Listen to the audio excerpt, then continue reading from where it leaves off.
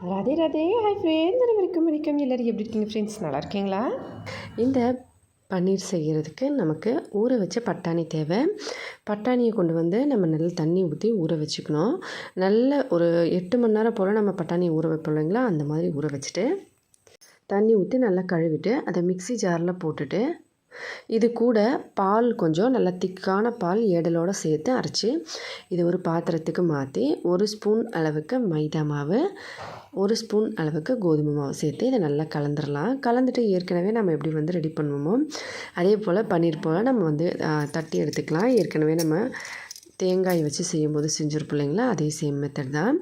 அடுப்பு மேலே இந்த மாதிரி ஒரு பாத்திரத்தில் தண்ணி வச்சு சூடு பண்ணி அதில் ஸ்டாண்ட் வச்சு நம்ம ஏற்கனவே இந்த மாதிரி வேக வச்சு எடுத்து வச்சுருக்க இந்த பட்டாணி பன்னீரையும் நம்ம நல்லா மிக்ஸ் பண்ணி இந்த மாதிரி தட்டில் வந்து வச்சு ஒரு ஷேப் மாதிரி கையில் வந்து அப்படியே தடவி இந்த மாதிரி வச்சு இதை தண்ணியில் வச்சு வேக வச்சுக்கணும்.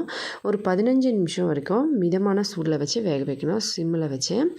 ஃபஸ்ட்டு தண்ணியை நான் நல்லா சூடு பண்ணிவிட்டேன். இப்போ இதுக்கு மேலே இந்த மாதிரி தட்டு போட்டு மூடி இதுக்கு மேலே ஏதாவது ஒரு வெயிட்டான பொருள் வச்சு நம்ம இதை ஒரு 15 நிமிஷம் போல் மிதமான சூடில் வச்சு வேக வச்சுக்கலாம். இப்போ நல்லா வெந்த அப்புறமா இதை ஓப்பன் பண்ணி பார்க்கலாம். பாருங்கள், நல்லா ஒரு 15 நிமிஷம் போல் வெந்துருச்சு. இந்த மாதிரி நல்லா ஆவி வர ஆரம்பிச்சிருச்சு. இப்போ இதை வெளியே எடுத்துகிட்டு நீங்கள் இட்லி பாத்திரத்தில் இட்லி செய்யும்போது கூட இதை வந்து மேலே வச்சு வேக வச்சு எடுத்துக்கலாம். இப்போ ஓப்பன் பண்ணி பார்த்தோம்னா இந்த மாதிரி நமக்கு நல்லா சூப்பராக வெந்து நல்லா உப்பி வந்த மாதிரி இருக்கும். இப்போ இதை அப்படியே வந்து வச்சிடலாம். நல்லா சில்லுன்னு ஆன அப்புறமா இதை நம்ம கட் பண்ணிக்கணும். நான் வந்து காலையில் டிஃபன் செய்யும்போது செஞ்சு வச்சுட்டேன். அதுக்கப்புறம் மதியானம் சமையல் செய்யும்போது எடுத்ததுனால நல்லா ஃபுல்லாகவே இது வந்து நல்ல ஈரப்பதமே இல்லாமல் இருந்தது. அதுக்கப்புறம் நான் கட் பண்ண அப்புறம் இந்த மாதிரி நல்லா சாஃப்டாக வந்து பண்ணியிருந்தது. எவ்வளோ சூப்பராக நமக்கு வந்து இது ரெடி ஆகிடுச்சு பாருங்கள். இப்போ இதை இந்த மாதிரி சின்ன சின்ன சைஸில் கட் பண்ணி இதில் கொஞ்சம் மஞ்சத்தூள், உப்பு, மிளகாத்தூள் இதெல்லாம் சேர்த்து நான் வந்து ஒரு வறுத்து குழம்பு செய்ய போகிறேன். நார்த் சைடில் மோஸ்ட்லி பன்னீர் வந்து மோஸ்ட்லி வெஜிடபிள்ஸ் வந்து வறுத்து தான் குழம்பு செய்வாங்க. அந்த மாதிரி தான் நான் வறுக்கிறேன். நீங்கள் வந்து உங்கள் விருப்பப்படி பன்னீர் எப்படி சமைப்பீங்களோ அந்த மாதிரி சமைச்சு சாப்பிடுங்க. இந்த மாதிரி செஞ்சு பாருங்கள், டேஸ்ட் ரொம்ப நல்லாயிருக்கும். எப்போவுமே ஒரே மாதிரி சாப்பிட்டு போர் அடிச்சிருந்ததுன்னா இந்த மாதிரி செஞ்சு பாருங்கள். உப்பு, மஞ்சத்தூள், மிளகாத்தூள், கொஞ்சம் எண்ணெய், கொஞ்சம் கரம் மசாலா சேர்த்து இதை நான் கையில் வந்து ஜஸ்ட் லைட்டாக தண்ணி தடவிட்டு இதை நான் வந்து மிக்ஸ் பண்ணிக்கிறேன். ஏன்னா இது நல்லாவே காஞ்சிருச்சு. நான் ஃபுல்லாக காலையில் டைமில் டிஃபன் செஞ்சு வச்ச அப்புறமா இதை மத்தியான டைம் சமைக்கும் போது தான் ஓப்பன் பண்ணி பார்த்தேன். அதுக்குள்ளே வந்து நல்ல ஈரப்பதம் சுத்தமாகவே போயிடுச்சு அதிலேருந்து. அதனால் ஜஸ்ட் லைட்டாக வந்து தண்ணி கையில் நனைச்சிட்டு இந்த மாதிரி அதை வந்து சேர்த்து இப்படி மிக்ஸ் பண்ணிக்கிறேன். இந்த மசாலா வந்து நமக்கு ஓட்டுறதுக்காக கொஞ்சம் கருவேப்பிலையும் சேர்த்து இந்த மாதிரி நல்லா தடவிக்கலாம். நான் வந்து லைட்டாக தான் மிளகாத்தூள் சேர்த்து வறுப்பேங்க, ஏன்னா குழம்புல வந்து இதை ஆட் பண்ண போகிறதுனால. இப்போ அடுப்பு மேலே ஒரு கடாய் வச்சு கொஞ்சமாக எண்ணெய் ஊற்றி இதை இந்த மாதிரி ஒரு பீஸாக போட்டு வறுத்து எடுத்துக்கலாம். எல்லாத்தையும் வந்து நான் நல்ல கோல்டன் ப்ரௌன் கலரில் வறுத்து எடுக்க போகிறேன். நீங்கள் பன்னீரை கட் பண்ணி எப்படி குழம்பு செய்வீங்களோ அதே மெத்தடில் நீங்கள் செய்யலாம். நான் வந்து இந்த மாதிரி தான் சமைப்பேன்.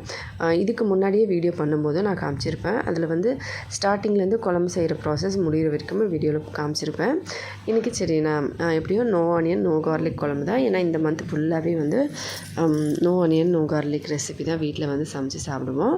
அதனால் வெங்காயம் பூண்டு இல்லாமல் சமைக்கிறதுனால மோஸ்ட்லி குழம்பு வகைகளை எப்படி செய்வேனோ அதே மெத்தடில் தான் சேமாக செய்வேன். ஏற்கனவே நான் வந்து செஞ்சு அப்லோட் பண்ணியிருந்தேன் இல்லைங்களா, அதே போல் தான் ஏற்கனவே செஞ்சு மெத்தட்லேயே செய்யும் போது சரி ஸ்டார்டிங்லேருந்து வெறும் தக்காளி வந்து அரைச்சி ஊற்றி செய்வோம் இல்லைங்களா, அந்த போல் தான்.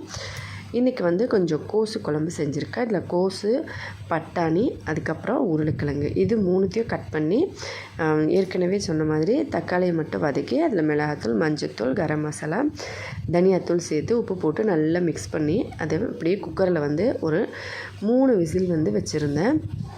3 விசில் வந்து உங்களுக்கு கரெக்டாக இருக்கும். மிதமான சூடில் வந்து மீடியமான ஃப்ளேமில் வச்சு 3 விசில் வச்சோம்னா நமக்கு அந்த பட்டாணி வந்து முழுசாக வெந்துடும்.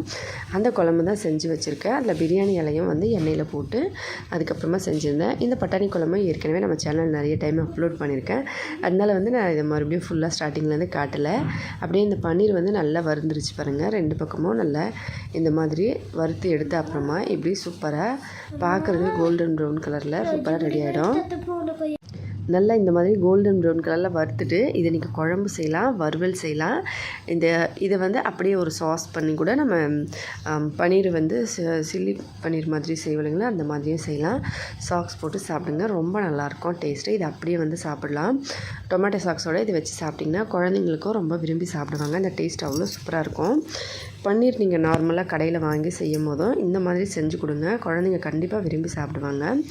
இப்போ இதே போல் மீதி இருக்கிற பன்னீரையும் நான் போட்டு வறுத்து எடுத்துக்கிறேன். எண்ணெயை நல்லா சூடு பண்ணி அதில் வந்து இதை மீதி இருக்கிற பன்னீரையும் போட்டு வறுக்கணும். எண்ணெய் வந்து நல்லா சூடாக இருக்கணும், அப்போ தான் வந்து ஒட்டாமல் வரும், எல்லாம் ஒட்டிக்கும். இப்போ இந்த மாதிரி சூப்பராக பன்னீர்லாம் ரெடி பண்ணியாச்சு வறுத்து. இதை வந்து நான் அப்படியே பசங்களுக்கு கொடுத்தேன், சாப்பிட்ருந்தாங்க. நானுமே அப்படியே 2-3 பீஸ் சாப்பிட்டேன், ரொம்ப நல்லா இருந்தது. மீதி இருக்கிற பீஸ் மட்டும் தான் குழம்புல வந்து செய்கிறதுக்காக அப்படியே வச்சுருந்தேன், வறுத்துருந்தேன். ரொம்ப சாஃப்டாக இருக்கும். அது உள்ளுக்குள்ளே நம்ம வந்து இப்போ 1 கப் அளவுக்கு பட்டாணி எடுத்தோம் அப்படின்னா அதை ஊற வச்சு அது டபுள் சைஸ்க்கு வந்துடும் இல்லைங்களா. அதுக்கப்புறமா அதை அரைச்சி நம்ம அதில் மாவு வந்து 1 ஸ்பூன் மைதா, 1 ஸ்பூன் கோதுமை மாவு சேர்த்துருக்கோம். இதில் வந்து மைதாவே 2 ஸ்பூனும் சேர்த்துக்கலாம், கோதுமை மாவு வேண்டான்னு நினச்சிங்கன்னா. ஆனால் இதுக்கு மேலே அதிகமாக சேர்க்காதீங்க, கம்மியாக தான் நம்ம வந்து மாவு சேர்க்கணும். அதிகமாக சேர்த்திங்கன்னா அப்புறம் ஹார்ட் ஆகிடும், ரொம்ப டைட் ஆகிடும். இப்போ இந்த மாதிரி எல்லாத்தையும் வறுத்தாச்சு. மீதி இருக்கிற அந்த வறுவலை அப்படியே இந்த எண்ணெயிலேயே வச்சு, எண்ணெய் முழுசாக வந்து காலி ஆகிடுச்சு, ஜஸ்ட் லைட்டாக தான் இருக்குது. இதில் ஏற்கனவே நான் செஞ்சு வச்சுருந்தேன் பட்டாணி, கோஸு, உருளைக்கிழங்கு குழம்பு வந்து இதில் ஊற்றிக்கிறேன். ஏன்னா ஏற்கனவே நான் குழம்பு செஞ்சுட்டேன் காலையில் டைம்லையே. காலையில் வந்து அதில் வீட்டில் வந்து டிஃபன் ஐட்டம் சாப்பிடும்போது செய்கிறது, சப்பாத்தியோ இல்லை பூரியோ இதெல்லாம் சாப்பிடும்போது சாப்பிட்ற மாதிரி இதை செஞ்சுருந்தேன். அது கஞ்சி சாதம் கூட சைடு மாதிரி இருந்தது, வச்சு எல்லாம் சாப்பிட்டுட்டோம். மீதி இருந்த குழம்பு வந்து இந்த மாதிரி மதியத்துக்கு இதை வறுத்து இதோட சேர்த்து நான் அப்படியே மிக்ஸ் பண்ணிவிட்டு இந்த மாதிரி கொஞ்சமாக தண்ணி மட்டும் சுடு தண்ணி வந்து லைட்டாக வந்து ஊற்றி அந்த பாத்திரத்துலேயே அதை வந்து மிக்ஸ் பண்ணி இதில் ஊற்றிட்டேன், அவ்வளோதான். இப்போ மீதி இருக்கிற குழம்பு வந்து நம்ம அப்படியே இதில் ஊற்றி மிக்ஸ் பண்ணிவிட்டால் இந்த குழம்பு கெட்டியாக ஆகி இந்த மாதிரி ரெடி ஆகிடும். லாஸ்ட்டாக கரம் மசாலாவும் கொத்தமல்லி தலையை மட்டும் தூவி இறக்குனா போதும். நீங்கள் குழம்பு செய்யும் போது இந்த மாதிரி குழம்பெல்லாம் செஞ்சு முடிச்சுட்டு கடைசியாக ஃபஸ்ட்டு வந்து எண்ணெயில் பன்னீர் வறுத்து உரமாக வச்சுட்டு அதே கடாயில் தக்காளியெல்லாம் வதக்கி குழம்பு முடிஞ்ச அப்புறமா ஒரு 5 நிமிஷம் முன்னாடி பன்னீர் போட்டு ஜஸ்ட்டு வந்து மிதமான சூடில் கொதிக்க வச்சிங்கன்னா குழம்பு ரெடி ஆகிடும். இப்போ நான் அதே போல் தான் பன்னீர் வறுத்து குழம்பு வந்து ஊற்றி மிக்ஸ் பண்ணி கடைசியாக கரம் மசாலாவும் கொத்தமல்லி தலையும் தூக்கி போட்டு இறக்கணும்னா குழம்பு சூப்பராக நமக்கு ரெடி ஆகிடும். எவ்வளோ சூப்பராக இருக்குது பாருங்கள் பார்க்குறதுக்கு. கண்டிப்பாக வீட்டில் நீங்களும் ட்ரை பண்ணி பாருங்கள். பிடிச்சிருந்தால் மறக்காமல் கமெண்ட்ஸ்லேயே எப்படி இருந்ததுன்னு சொல்லுங்கள். இந்த மாதிரி புதுவிதமான டிஃப்ரெண்ட்டான நிறைய வீடியோ பார்க்க நம்ம சேனலை சப்ஸ்கிரைப் பண்ணி ப்ளீஸ் ஃப்ரெண்ட்ஸ் சப்போர்ட் பண்ணுங்கள். ஹெல்த்தியாக சாப்பிட்டு சந்தோஷமாக சேஃபாகவும் பத்திரமா வருங்க. வீடியோ பிடிச்சிருந்தால் லைக் பண்ணி ஷேர் பண்ணி சப்ஸ்கிரைப் பண்ணுங்கள். அடுத்த வீடியோவில் பார்க்கலாம் ஃப்ரெண்ட்ஸ். நன்றி, வணக்கம்.